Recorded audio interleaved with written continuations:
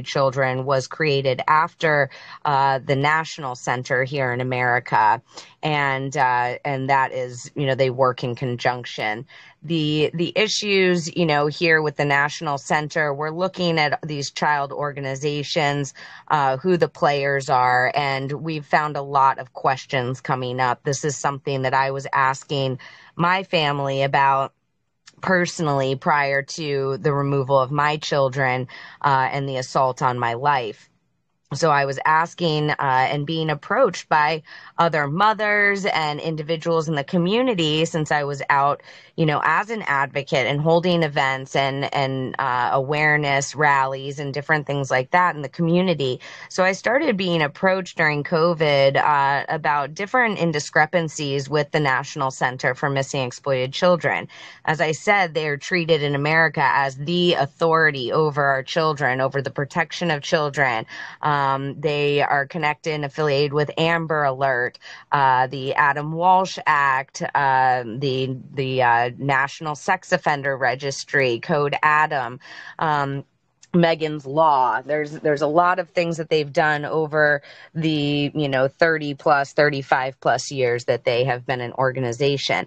The issue here is that they are actually not a government agency that's given this authority over our missing children and our children's issues, but they're actually a nonprofit.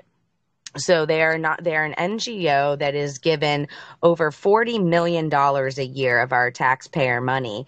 And they also receive over $20 million roughly in private donations. Facebook and Mark Zuckerberg being the number one donor from the private sector for National Center for Missing and Exploited Children at $1 million a year.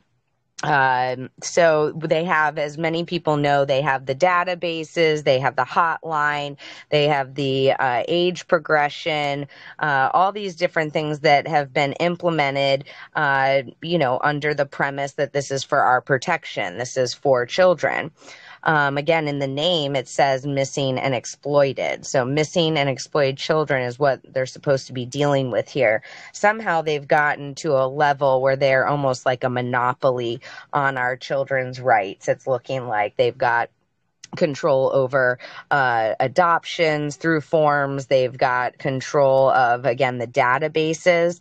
National Center for Missing and Exploited Children has the world's largest child porn database and servers. Who has oversight over that? Who has access to that? And these are kind of, I'm bringing up a couple different points here because these are questions that we need to be asking. This is accountability. This is oversight. And this is the bigger theme of what's going on within our government and what we're realizing, what we've allowed, and the authority that we've given over us. So these things really need to be questioned. And as I mentioned before, I had been approached by many different people, mothers, concerned citizens, people that had issues themselves with, pedophiles or child predators to their own children.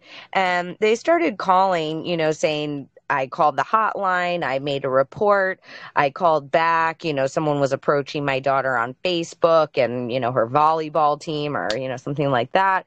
And I called back weeks later to check on the report and was told that they couldn't find the report. They didn't know where, ironically, it was missing. Is that the irony of the center?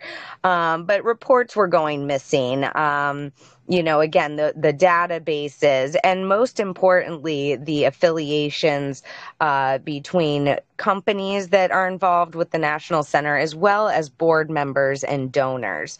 Especially within number one being Les Wexner, is also a donor from the private sector, which those who are familiar with Epstein, Les Wexner was the funder or gave his power of attorney to Epstein, which enabled him to, start pursuing his endeavors, if you will, to keep it lightly.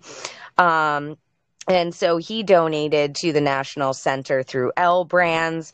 We have recently, if you go to Mike Pack, the Hollywood reporter, on Twitter, as well as Rescue the Fosters, they have been posting images from the Hunter Biden laptop, as well as the emails that I uncovered through my research regarding the affiliations between Hunter and the National Center, Hunter and those involved with the National Center, and him being awarded actually by the National Center in honor of Beau Biden, who at the time was his late brother. That was in 2016.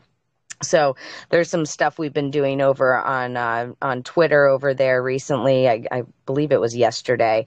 Mike put that stuff up to kind of start asking questions. So in a very long-winded answer, Mike, the National Center for Missing and Exploited Children is our country's authority over the protection of children, the safety of children.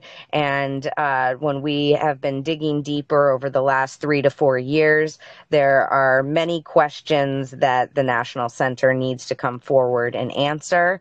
We want to know about who is their oversight, who has authority over them, and making sure that they are complying.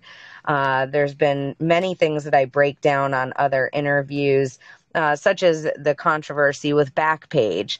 If people remember, Backpage was a huge lawsuit and was a huge platform that was enabling, first of all, was putting up, obviously, and allowing, prostitution to occur, but then started to have issues with, child exploitation and worse. So that became an issue with their relationship and some deeper things. I mean, that would be a whole other show. And I've done many. People can look on BitChute and Rumble and YouTube for our deeper dives on the National Center. And that's something that we'll be talking about more in the future.